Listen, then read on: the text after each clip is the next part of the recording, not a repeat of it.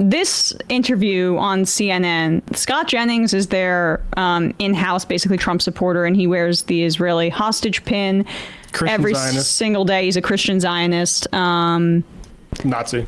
And he's getting more airtime because Trump is in office now. And it's important to point out that he's a Christian Zionist because that is a major part of the political force in this country that is supportive of Israel. Zionism is not an ideology that is inherently connected to religion. It is a settler, colonial, secular ideology that can cross religious beliefs. Biden is a Catholic Zionist. Almost the entire Republican Party are filled with Christian Zionists. There are also Jewish Zionists. That is absolutely true. But they get the outsized attention because Zionism tries to conflate Judaism with Zionism in order to protect themselves from criticism about things like committing genocide. I think our audience knows this, but if you're coming to this for the first time, that's the way for you to combat things like accusations of anti-Semitism when you criticize the settler colonial genocidal ideology of Zionism.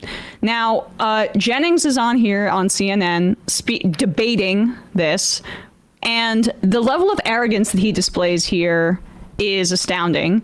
He's speaking to Rula Jebriel, and she's a Zateo contributor. She grew up in an orphanage in Jerusalem. She's an Israeli-born Palestinian and an award-winning journalist and activist on this front who has been doing this work for decades. Great journalist. So Scott Jennings is going to tell her why she's wrong. President Trump, again, today suggested that the United States would have ownership over Gaza. And he said it when he was sitting next to the King of Jordan.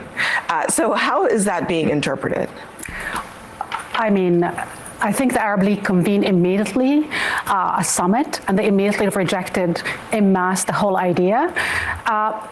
He cannot own Gaza because it's not his.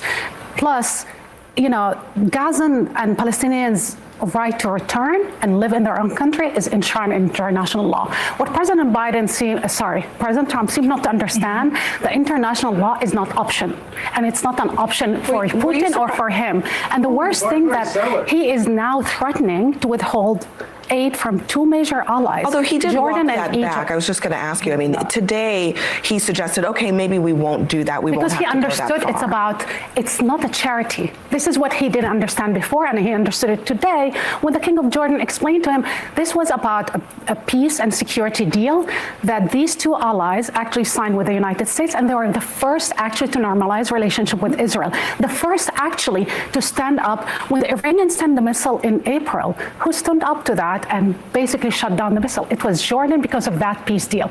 If we decide that that peace deal is null and void, all hell can break truly loose, and then you will find yourself in a war with 400 million people in an entire region that today reject that proposition. Not only because it's illegal, but because simply this is the same argument and the same issue that triggered all of this conflict for the last 75 years. This is not the first time, actually, that this has been put on the table.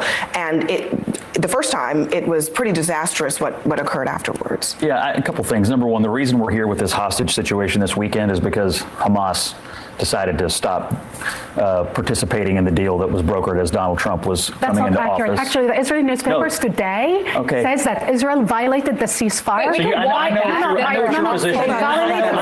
know what your position. Don't leave Hamas and not Israel. I know that's my position. It's the Israeli newspaper and the New York Times and Israeli politicians. But our ally is Israel, and you can't trust Hamas. But our allies violated the ceasefire. And who started it in the beginning? Who started it? Israel. Israel violated the ceasefire, killed 100 Palestinians during the ceasefire. Finish, and then you can. We're here because Hamas kidnapped, raped, and murdered, and now they're violating this deal, which wasn't even a great deal to begin with. It did get a few people back, which I'm sure is the best of what we're going to see. And so what Donald Trump is trying to do right now is get this thing moving again, because these people need to come back. That's number one. Number two, I think he just wants the other states in the Middle East to do something. They already and to offered take him to do ownership of some people here, to take ownership of, take responsibility for their own region, and I hope they do. Well, can I say something? Responsibility for the There's region? the only one that actually put the proposition on the table 4 times, and this is where it's honestly, you don't know what you're talking about, and I'm sorry to say, No, I think President I do. Trump doesn't know I'm what he's sorry talking. that you and I disagree, but I have a position, and it's valid. There is an Arab peace initiative that is already on the table. example. The Arab Peace Initiative was put in 2002, 2007, 2017, and 2024. 57 Arab and Muslim countries together told the world at the United Nations this year, again for the fourth time, they're willing to guarantee Israel's security. They're willing to reconstruct and rebuild Gaza and pay for it. They're willing also basically to normalize all of them together with Israel on one condition: end the military occupation that's been lasting for 58 years. All right, Rula, Okay. go ahead. Yeah, it was so worth it to play that whole exchange. One, her thoughtful explanation at the beginning, then his just reflexive. Did Hamas start this? I haven't heard that from Zionists over and over again. That repeated lie. Israel provoked October 7th with their occupation. Yeah, I mean, there is no doubt about it. The year that October 7th happened, 2023, Israel had broken a record for how many children, of the Palestinian children, that it had killed, let alone the fact that Palestinians have never been given don't have political rights. They voted for Hamas, 18 years ago, and then it was prevented from them having another election again. And Israel funded Hamas because they were useful opposition to them. In the West Bank, they are not allowed to be full citizens, even though over 3 million people there are under full Israeli control. And then there's the other thing where it used to be about how, the PLO walked away from the table. We have no choice to subjugate them. They didn't take the deal that we offered them, which allowed us to reinvade. Sounds familiar. And now Israel is slaughtering people in the West Bank, escalating it. They have committed violence against people in Gaza in violation of the ceasefire deal, and they are currently bombing Lebanon, attacking it in violation of their deal with Hezbollah. And what she describes there is the fact that, yes, the Arab states did come together and essentially say, in conjunction with multiple United Nations Security Council resolutions that back up exactly what they're saying, that they want to normalize with Israel as long as they end the military occupation. Over and over and over again, that has been said. And the right is having a hard time continuing to portray the other side as unreasonable because it's on our phones, but it still is about, they're so savage, why won't they accept us? They're so irrational, why won't they accept us? And it relies on a dehumanization and a demonization of an entire group of people that, by the way, Donald Trump is at the helm of when he essentially talks about ethnically cleansing nearly 2 million people from a land that is theirs and talking about moving them like you would move your desk in your living room or your couch in your living room from one side of the room to the other. I want to comment, Scott Jennings performed as you would expect. He's a dumb pig. He's going to squeal. I was surprised to see Bakari Sellers on that panel because I have a few things to say about him. And it comes to the issue we have to get Zionists out of the influence of Democratic Party politics. Bakari Sellers, some people might have seen on CNN a lot. He was, in 2010, Time featured him as a 40 under 40. In 2012, Politico named him one of the top 50 politicos to watch. He was a HBCU top 30 under 30 in July. How did he get to be so prominent? I would suggest it's not unrelated to what he was doing in college, which was Sellers is a prominent African-American supporter of Israel. He first attended the annual AIPAC conference while serving as a student body president at Morehouse College. In 2016, he authored a letter signed by 60 fellow African-American politicians urging the Democratic Platform Committee to keep the same language, refusing to include the statement that Israel is engaging in a, quote, occupation of Palestine that appears in previous Democratic platforms.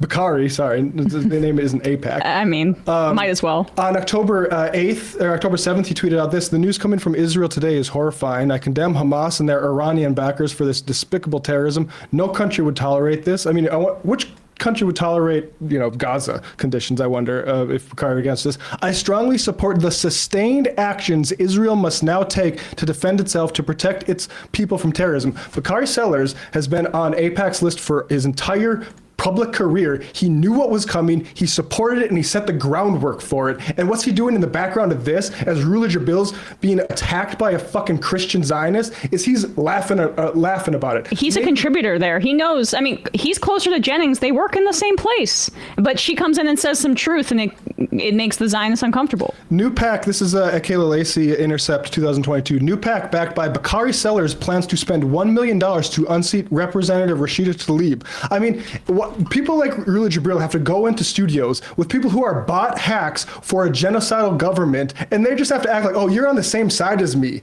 As they sit there and do jack shit as Scott Jennings gets to attack her, it's disgusting. Yeah. Yeah, it really is. Absolutely. And I mean, I don't know. Like, I would say that it's an improvement that they actually have a Palestinian on their program. I mean, what is this? Like, Abby Phillip at the very least has had some of these discussions, and she had Mehdi Hassan to come on and talk about this. Like, that was when that racist attack. Ryan Burdusky said, yes. I hope your pager doesn't go off. Do you guys remember that? When that was that same panel discussion, he said, I hope your pager doesn't go off. I mean, this is the level of... Why is he back? He's not back, but that was Ryan. Guy, right? But seems like the same thing. But I mean, either way, like we still as a nation are living in an extremely racist and dehumanizing time for Muslim people, and that includes, as we all talk about representation, which is important. We have no Palestinian representation that is respective to like the importance of this issue in our media. So good on CNN for at least having her on, but like clean house. Hey folks, don't forget to hit the subscribe button and check out our daily show. We do it every day at 12 p.m. Eastern for about 2.5 hours. We even take phone calls. You should check that out.